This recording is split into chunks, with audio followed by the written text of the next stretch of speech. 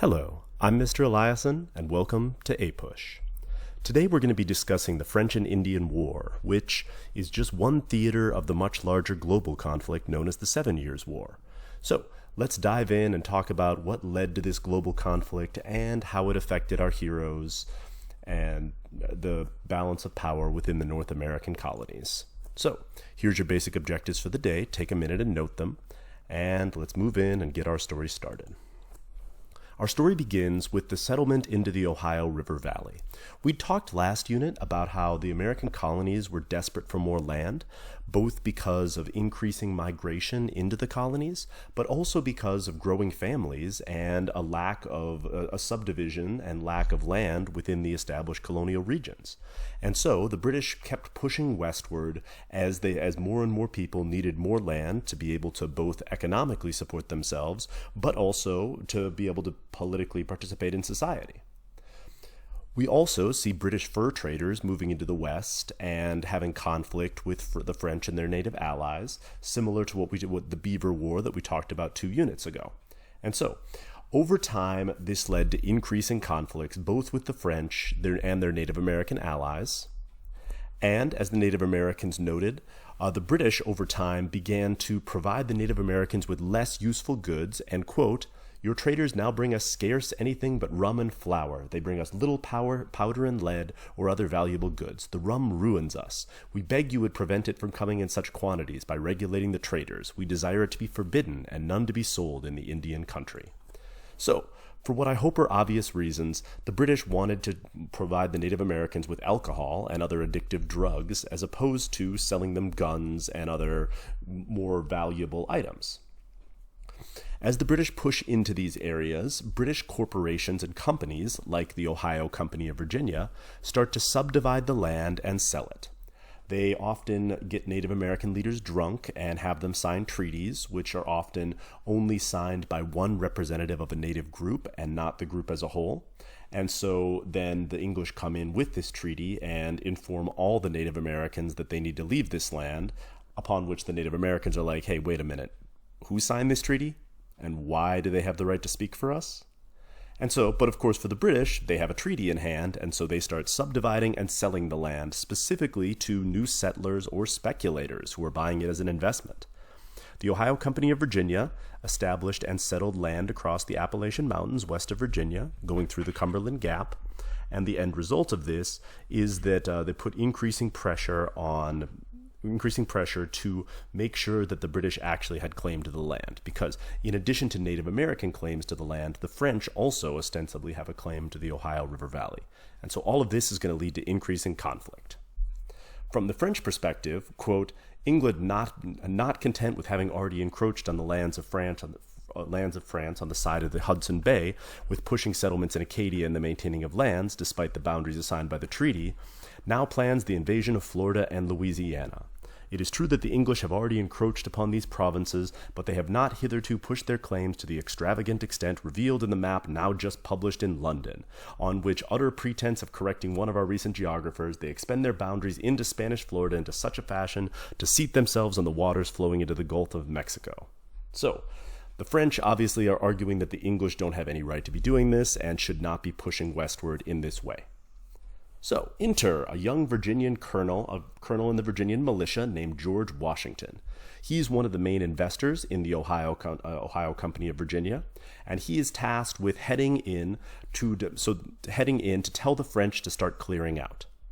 In response to the English movement into French territory, the French had started building a series of forts to build up their defenses and hopefully push back against the British. The most worrisome of these was Fort Duquesne, as you see here on the forks of the Ohio River, on the site of modern-day Pittsburgh. So George Washington is given a charter to march in and, quote, "You are empowered to..."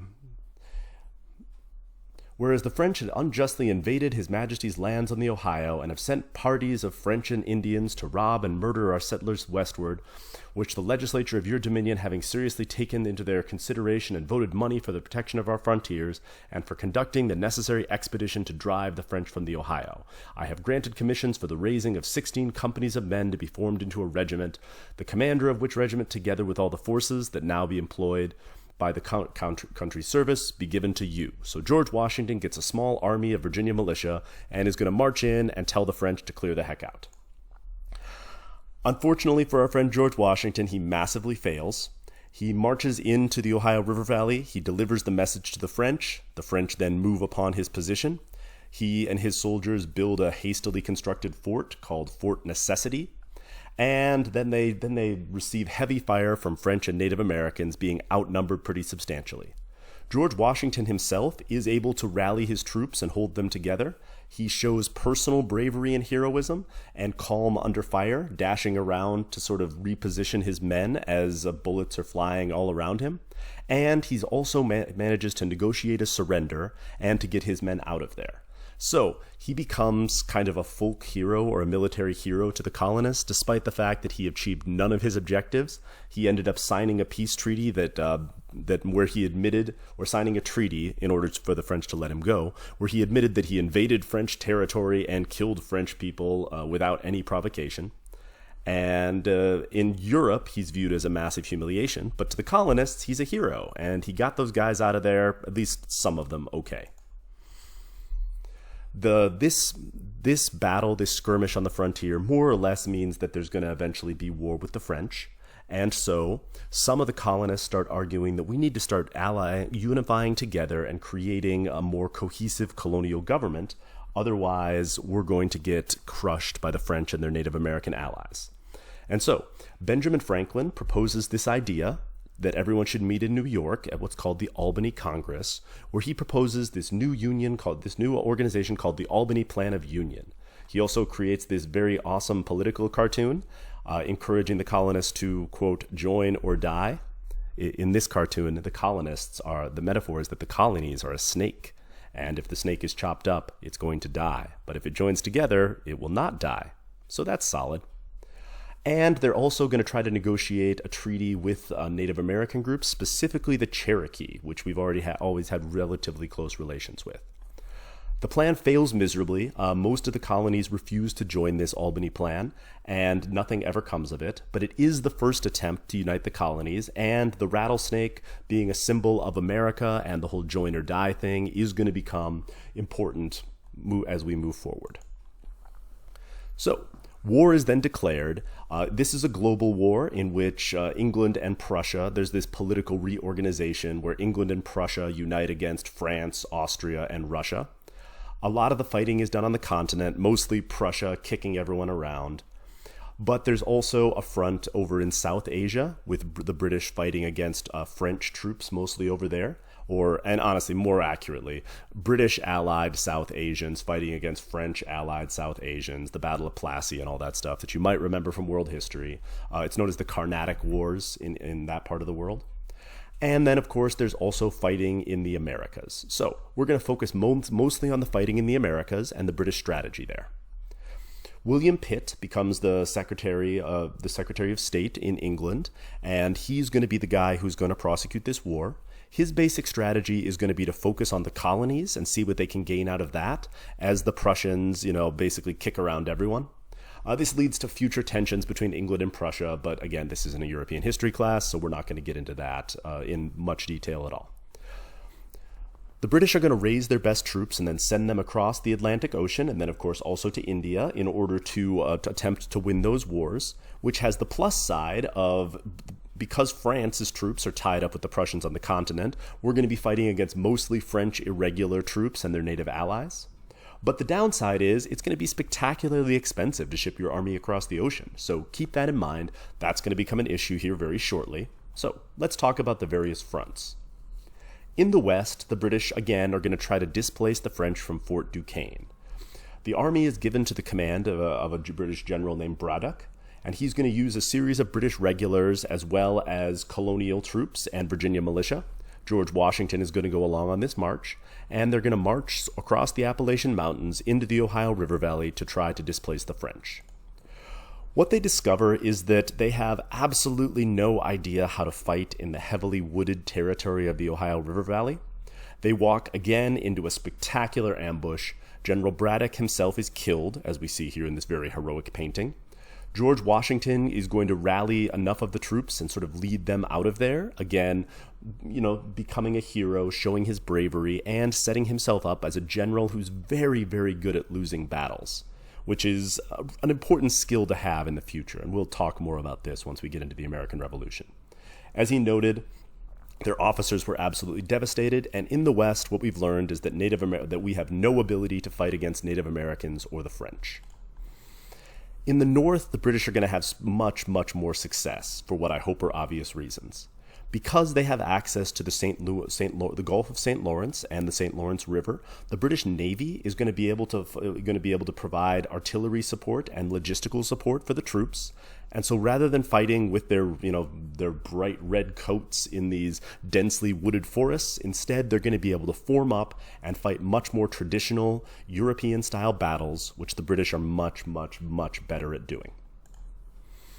The British commander in the north is Admiral James Wolfe, who we see here, again, very heroically pictured. He's able to take the city of Quebec first by launching a crazy amphibious assault and climbing his troops up a steep ravine to set them up on a field up above the city of Quebec on what's called the Plains of Abraham. This daring maneuver puts the British in position to assault the city. And here, if you're interested, here's the account of the Battle of the Plains of Abraham. James Wolfe himself is killed and becomes a sort of a martyr for the cause, but the British win, capture the city of Quebec, and bottle the French up in the St. Lawrence River. And so this is a glorious victory. From this point, here's the martyrdom of James Wolfe. Again, heroic, romantic, nationalistic British painting. From there, they're able to move down the St. Lawrence River and join with another British force to surround the island city of Montreal. And after a long siege, Montreal surrenders, and a peace treaty is negotiated in Europe. We're going to spend some time talking about the effects of that peace treaty tomorrow, but it should be noted that although the British have effectively defeated the French, anytime they have to move into the Ohio River Valley, they have had much, much less success. And that's going to be a trend going forward here. Just to wrap things up slightly, you can see the territorial changes here. French territory is going to be wiped off the map in North America as part of this treaty settlement. And so now the British, on paper at least, are going to have territory all the way up to the Mississippi River and also control the former French colonies and cities of Quebec and Montreal.